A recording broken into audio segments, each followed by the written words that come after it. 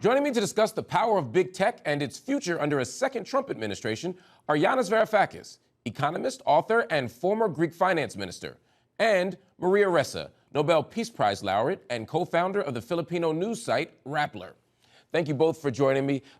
Yanis, I'm going to start with you. It's nothing new that the wealthiest Americans and corporations play an outsized role in U.S. politics. And this election is no different. Both campaigns were bankrolled by billionaires. But in the last decade, the tech industry has been growing in its power and its influence over politics. I mean, Elon Musk, the CEO of Tesla and Twitter and SpaceX, was Trump's most high-profile campaigner. The CEOs of Meta, Apple, and Google had direct conversations with Trump during his campaign, and they were among the first people to congratulate him over his victory. Now, in your book, Techno-Feudalism, you argue that we're living in a new economic system that's controlled by big tech overlords. Talk to me about the power of these tech giants. Has their influence moved kind of out of the shadows and just it's out in the open now? As you said, there is absolutely nothing new about billionaires being able to buy politics in the United States. It's been happening since the time of Thomas Edison, Henry Ford. There's nothing new there.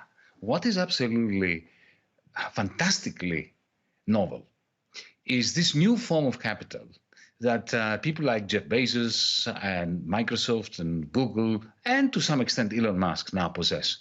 Because you see what lives inside our phones now. This algorithmic capital, which is hooked supposedly to the cloud. Of course, it's not a cloud, it's machines, it's servers, it's millions of kilometers of optic fiber cables.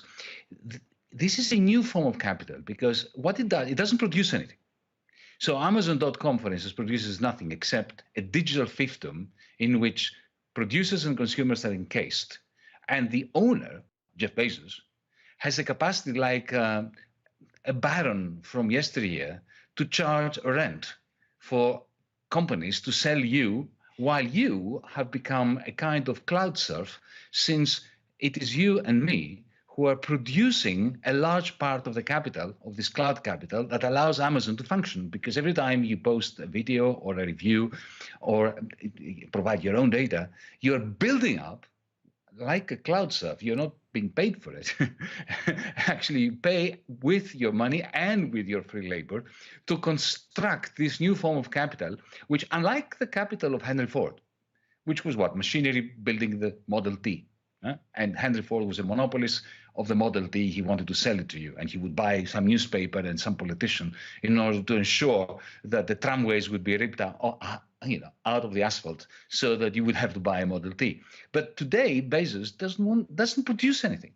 He doesn't care who produces the stuff that you buy. All he cares is that you and all the producers are encased in this pseudo market. It's not a market, this platform, Amazon, and Amazon just one example. But Yanis, how does that difference shape or inform the role of big tech, or just maybe money in tech and politics?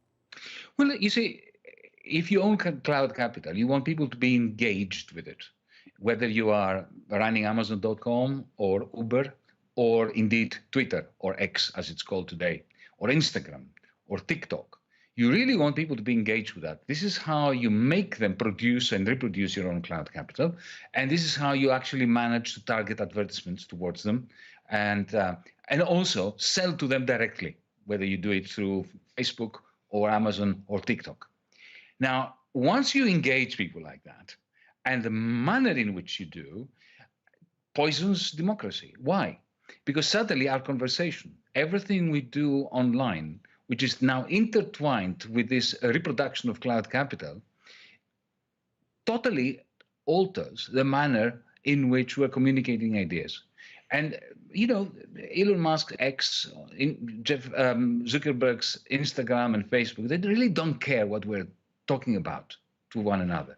They care about our constant engagement with the machine, that this dialectical relationship between us and the machine is never ending. So the algorithm is simply primed to maximize their engagement. And this is human psychology. The best way of doing that is to keep us angry and to keep us in bubbles and to keep us hurling abuse at one another or hurling compliments at one another. And therefore, this is what the poisoning of the conversation, which is essential to democracy, amounts to. Maria, as we talk about democracy and freedom, I want to turn to you. I mean, you're no stranger to the ways that authoritarian regimes can use social media to suppress freedom. And you've said that former Philippines President Rodrigo Duterte was actually a far smaller dictator compared to Elon Musk and Mark Zuckerberg. Very, very provocative idea there. That's a significant statement, especially coming from you. I mean, you were actually harassed and targeted and arrested by Duterte for exposing the abuses of his government. In light of your experience and that analysis, what threat do you think that tech giants pose, and what threat do their products and platforms pose to democracy? So let me pick up from what Yanis had actually said. And, everything I tell you is backed by data. We lived through it. I was targeted, and then we took that data down and tracked it over time, exactly what the tech platforms do. But what it showed us was that, I became a journalist because information is power. And when big data happened, which is what Yanis is talking about, it changed everything. And that shift from, let's say, the Excel sheet to all these hundreds and thousands of different data points that a platform can now use, big tech has used to be able to insidiously manipulate us. And I say this let me pick up two things he said, right? The first is that the social media, the first time we entered, we kind of worked with artificial intelligence. Social media, and this is an MIT report from 2018, so it's significantly worse today. MIT said that lies spread 6 times faster on social media. And our data in the Philippines is in 2017, if you lace it with fear, anger, and hate, it spreads virally. It spreads even faster. If lies are facts, right? And this I've said over and over since 2016, which was when I got hit with 90 hate messages per hour, right? Something we've never felt before. But, at that point, what I realized was if you don't have facts, you can't have truth. Without truth, you can't have trust. Without any of these three, we have no shared reality. We can't begin to actually have journalism. You can't have anything, let alone try to deal with these existential problems like climate change. A dictator wins in an environment like this. I watch this in the Philippines. And a simple thing like the algorithm of growth, all the American social media companies had used this before TikTok came in. This is a friends of friends algorithm, right? In the Philippines, when Rodrigo Duterte won in 2016, we weren't debating the facts, but we were one of the top Facebook countries in the world. And as he took power, if you were pro-Duterte, Friends of Friends algorithm moved you further right. If you're anti-Duterte, you moved further left. And over time, this is how filter bubbles worked. And, several months later, Trump was elected. You can replace the name Duterte with every other digital authoritarian that has come to power. So, since you bring up Trump, Yanis, I'm going to bring up Elon Musk again because he was particularly close to Donald Trump.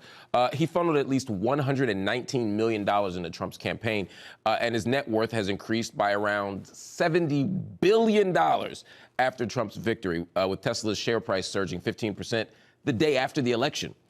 Trump appointed Musk to co-head a new Department of Government Efficiency focused on restructuring federal agencies, which raises questions about conflicts of interest, considering Elon Musk holds billions of dollars in federal contracts for his businesses. So it seems a little bit like the fox overseeing the henhouse. But Musk has also been weighing in on Trump's cabinet picks. Do you have any concern that not just the nation's richest man, but the world's richest man is this close to the next U.S. president? I'm very concerned, but I think I was concerned by this ever since I was 12, 13 years old, because we in the West, we function and labor under the illusion that we live in democracies. We don't live in democracies. We live in oligarchies with occasional elections. Wasn't Rockefeller a very influential figure in almost every American administration ever? I live in a country where 5 families, effectively, maybe 10, own every chunk of the formerly publicly owned electricity grid, and the same families own the 5 television channels. So if you dare criticize the manner in which they are conducting their businesses, you simply disappear from television screens. So, Elon Musk is following a very long lineage of this coalescence between oligarchic power in the public sector and in the private sector. By the way, his slash and burn department of government efficiency, I would be very interested to see if it slashes and burns the NASA budget from which SpaceX gets all its contracts. Something within me tells me that probably won't happen.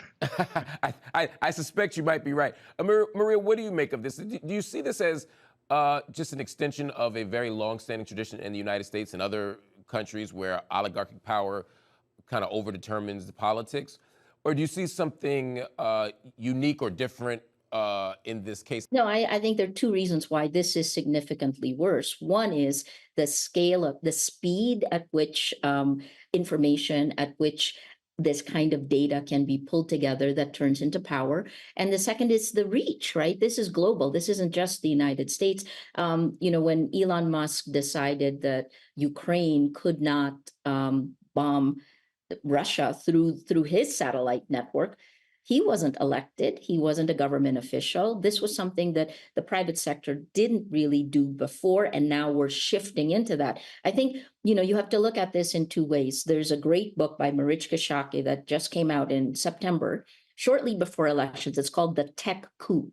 Right? If you look at the tech, it is the tech that has catalyzed big tech in general. Technology is the least regulated industry globally. And we're talking about safety issues here, right? You asked, how is the vote affected? Well, technology essentially hacks our biology, changing the way we feel, that changes the way we see the world, that changes the way we act, i.e. the way we vote. Right? It's not a coincidence that as of this year, 71% of the world now is under authoritarian rule, and we are electing these authoritarians, electing these illiberal leaders by choice, right? You take a look. Anyway, let me not go there. The other part of this, of course, is that checks and balances of power. What we've seen, you've heard talk of autocracy Inc., Kleptocracy Inc. I've come from a country that had Marcos, a people power revolt in 1986 for Marcos stealing $10 billion. And in 2022, we Filipinos elected overwhelmingly his only son and namesake, Ferdinand Marcos Jr., as our president. He's our president now. And, part of the reason that happened was because of information operations that literally changed our history in front of our eyes. So there's a difference. There's a difference in the way the cellular level of a democracy works. It spreads faster. And then there's what Yanis is talking about, is at a far larger scale, power and money. As we talk about Musk, it's not just that he's influencing U.S. Politics. He was on Trump's call to Ukrainian President Volodymyr Zelensky. He's been in regular contact with Putin in Russia. He has extensive business interests in China with Tesla. And as Yanis alluded to, he has a space connection because of SpaceX and its satellite internet service Starlink. What's the potential consequence of this for the global kind of geopolitical landscape? This is no longer the world we knew. At the Nobel lecture in 2021, I said, we're stepping on the rubble of the world that was. You have a man he went to talk to Iran without consulting anyone else. It's, again, an age of dictators, right? How to stand up to a dictator. Mark Zuckerberg, Elon Musk, these men hold far more power over parts of the world that they've never even heard of. And their whims. And it is whimsical in many ways, right? The way he bought Twitter, turned it to X, how it played a role in elections. These are all things that come together. And the checks and balances that used to be part of democratic societies, these get eroded. So it's going to be, the entire world is watching what happens after President-elect Trump takes office. And, again, a lesson from the Philippines: Our Constitution is patterned after the United States, 3 branches of government. And when Rodrigo Duterte took office, he became the most powerful man. Our constitutions give a powerful president. And within 6 months of taking office in 2016, President Duterte crushed the institutions. He became all powerful. Yanis, do you think that under Trump, the threat that big tech firms pose to consumers has a chance of being contained? The federal government under Trump and Biden, it sued Amazon, Apple, Meta, Google, all for antitrust violations, even proposing the breakup of Google's search engine monopoly. Now, Trump, of course, tapped Brendan Carr, a critic of big tech, to chair the Federal Communications Commission. For some, there's reason to have hope that a Trump White House could lead to more oversight of big tech, that there could be more accountability in that sphere. Others say no. What do you say? There has never been any accountability of big tech, not under Biden, and there won't, of course, be under Trump. Lina Khan on the FTC tried valiantly various ways of proposing means by which to contain big tech, but none of that would come to bear. But what about the antitrust suits? What about the proposal of breaking up Google? I mean, these feel like at least attempts to keep them in check, no? Irrelevant. There were attempts, but they had no chance. They stood no chance because the antitrust legislation, we must understand, the Sherman Act from back the days of Teddy Roosevelt. That was a very brave attempt to break up monopolies like Standard Oil. But, technically that was really very simple to do. You had Standard Oil, which was all over the United States, and you broke it up on a state-by-state basis, and you allowed each of these new companies to compete across the United States. But how do you break up Google? The idea of breaking up Google, or Meta for that matter, or Facebook, unless you have a way of influencing the algorithm, because you see the algorithm is ever so powerful. It doesn't matter, even if you take Elon Musk out of the equation. Imagine Elon Musk is jettisoned by Donald Trump. They may have a falling out tomorrow. It won't make any difference because, this cloud capital, I call it cloud capital. It's not just the algorithm. It's the whole paraphernalia of cloud capital. What it does, we have a dialectical relationship with it. We are training it through our behavior online, through Alexa, through Siri. We're training it to train us, to train it, to know us well, so that it can give us good advice. I don't know whether you've ever used Spotify, but the music Spotify proposes to me, I usually like very much. Anything between very much and brilliantly, right? And then it grabs your attention, and then the next time it suggests something, you have developed a bond of trust with it, rightly or wrongly. And that is an immense power. You see, this is a new form of capital, which is not producing other things like machines producing machines. It is producing a capacity to modify our behavior. This is what really matters. Because, Elon Musk's relationship with Donald Trump, as I said, is a transient thing. It's here today, gone tomorrow. If you think in terms of the exorbitant power of billionaires, think of the way in which the Wall Street bankers took over the Obama administration and completely usurped the whole point of the Obama administration. So that is not so much a problem. The problem is when you have an automated form of capital equipment which interacts with public opinion and our private soul and our inner desires and manufactures our desires, because this is what Amazon's Alexa does. You train it to train you, to train it to suggest something to you that you want to buy, and then it sells it to you directly, bypassing all markets. That is not even capitalism anymore.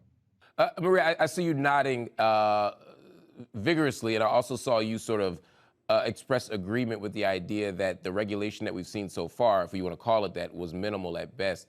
Why do you see it that way? The designs of the platforms were never touched, right? And we haven't mentioned surveillance capitalism, which is the business model didn't even have a name until Shoshana Zuboff published this 750-page book in 2019. Look how late that was, right? And that is actually, you asked about this earlier, and this is for older folks, the way I think about the world today, the way we plug into these tech platforms. think the matrix. Remember, the matrix takes all of our energy. We're pumping our energy, talk data into the matrix, and then we're each kind of doing our own Truman Show. We're being fed, except no one is watching you, except you in your bubble, right? This is personalization. This is part of what the data can do. But I think the other part is, I'll remind you, in 2022, in April 2022, 300 Nobel laureates, along with civil society groups, largely in the EU, signed what we call the 10-point action plan. And this didn't really amount to that much. It had just 3 buckets. The first is you have to stop surveillance for profit. None of us ever signed up. Data privacy is a myth nowadays. None of us signed up to be cloned by any of these platforms, but that's what's happened. And that's how we train them, they train us, right? Chicken or the egg in terms of behavior. The second is the coded bias.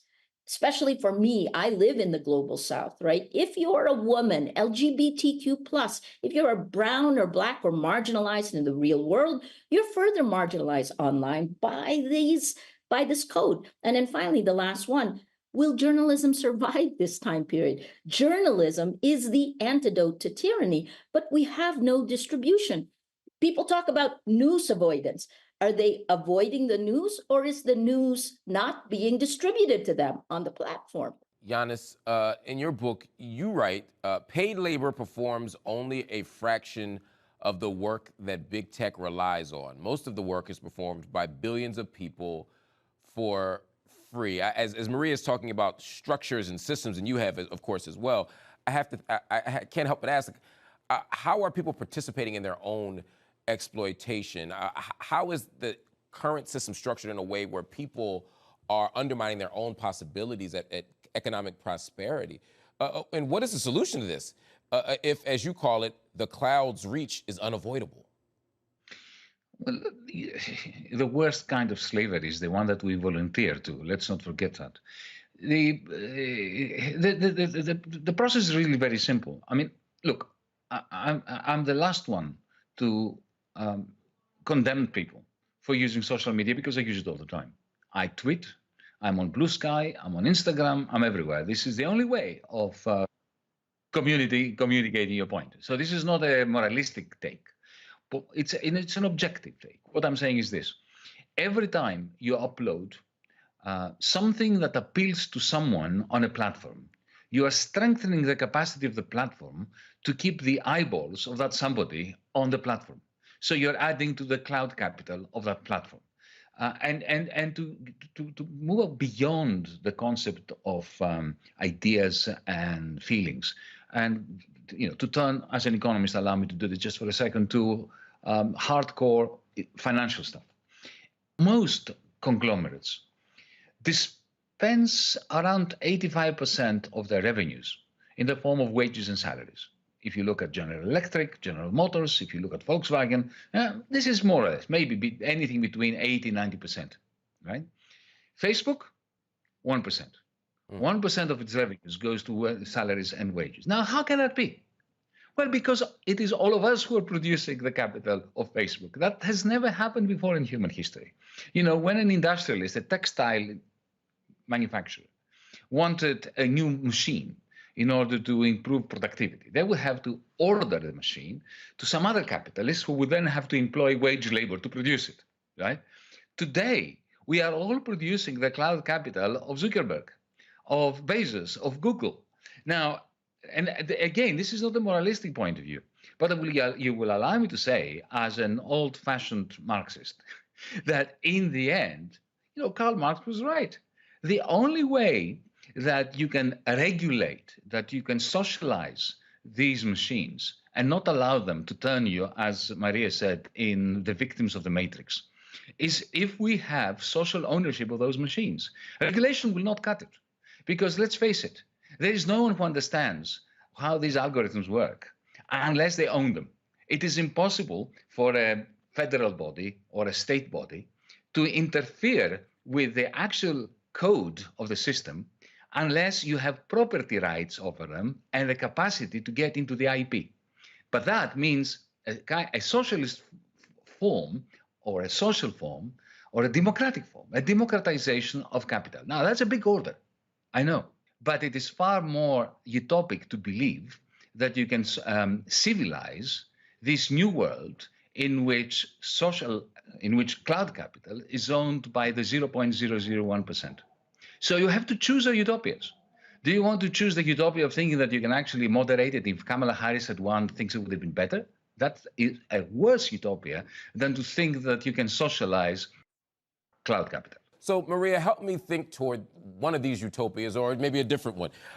Your work focusing on safeguarding freedom of expression won you the Nobel Peace Prize in 2021. And your book, How to Stand Up to a Dictator, traces your journey in doing just that.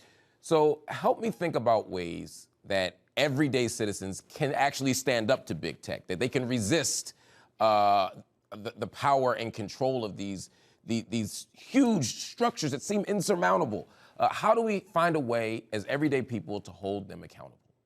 It's impossible alone, right? So I'll differ with Yanis in one thing. I do think legislation can play a role in this, because if you hold them accountable, i.e., criminally liable, right?